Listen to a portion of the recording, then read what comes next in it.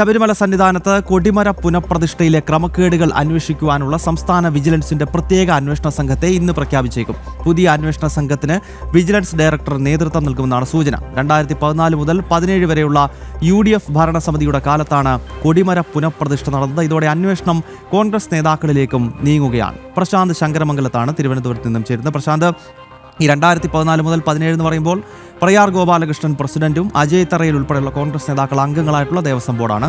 അപ്പോൾ കൊടിമര പുനഃപ്രതിഷ്ഠയിൽ വലിയ തോതിലുള്ള ദുരൂഹത നിലനിൽക്കുന്നു. കാരണം ആ ദേവപ്രശ്നം തന്നെ നടത്തിയത് അനാവശ്യമായിട്ടാണ് എന്ന റിപ്പോർട്ടുകളൊക്കെ അടുത്ത കാലത്ത് വന്നിരുന്നു. അപ്പോൾ അന്വേഷണം കോൺഗ്രസിലേക്ക് നീങ്ങുകയാണ്. UDF നേതാക്കളും പ്രതിരോധത്തിലേക്ക് പോവുകയാണ്.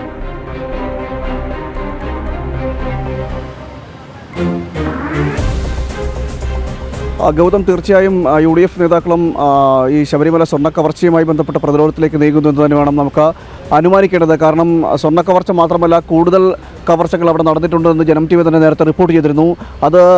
അത് സാധൂകരിക്കുന്ന രീതിയിൽ തന്നെയാണ് ഇപ്പോൾ കാര്യങ്ങൾ നീങ്ങുന്നത്. ഏതായാലും സ്വർണ്ണ കവർച്ചയ്ക്ക് പിന്നാലെ സ്വർണ്ണ കൊടിമരത്തിൽ അടക്കം, അതായത് കൊടിമരത്തിൻ്റെ പുനർപ്രതിഷ്ഠയുമായി ബന്ധപ്പെട്ട കാര്യങ്ങളിൽ അടക്കം ക്രമക്കേട് നടന്നിട്ടുണ്ടെന്നൊരു കണ്ടെത്തൽ വന്നിരിക്കുന്നു. ഇതിൻ്റെ അടിസ്ഥാനത്തിലാണ് ഹൈക്കോടതി തന്നെ ഇത് അന്വേഷിക്കണമെന്ന് ഒരു നിർദ്ദേശം നൽകുന്നത്. വിജിലൻസ് ഡയറക്ടറുടെ നേതൃത്വത്തിൽ, വിജിലൻസ് SP യുടെ നേതൃത്വത്തിൽ ഇപ്പോൾ അന്വേഷിക്കാനുള്ള ഈ ക്രമക്കേടുകൾ അന്വേഷിക്കാനുള്ള തയ്യാറെടുപ്പിലേക്കാണ് നീങ്ങുന്നത്. ഇന്ന് തന്നെ അതിൻ്റെ പദ്ധതികൾ തയ്യാറാക്കുകയും അതിൽ സംഘത്തെ രൂപീകരിക്കുകയും ചെയ്യും.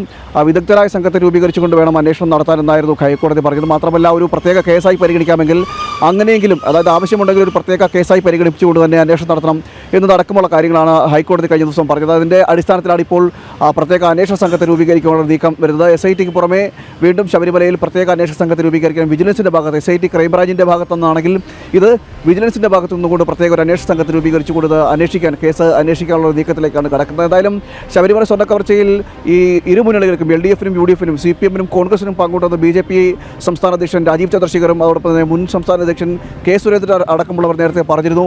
ആ പറഞ്ഞതെല്ലാം സത്യമാണെന്ന് തെളിയിക്കുന്ന രീതിയിലാണ് ഇപ്പോൾ വന്നിരിക്കുന്നത്. എന്തായാലും ഈ 2014 മുതൽ 17 വരെയുള്ള ആ ഒരു ഭരണസമിതി, പ്രയാർ ഗോപാലകൃഷ്ണൻ പ്രസിഡന്റായിട്ടുള്ള ആ ഭരണസമിതിയുടെ കാലത്തെ ക്രമക്കേടുകളുടെ ഭാഗമായിട്ടാണ് ഈ സ്വർണ്ണക്കൊടിമരത്തിൻ്റെ പുനഃപ്രതിഷ്ഠ വരുന്നത്.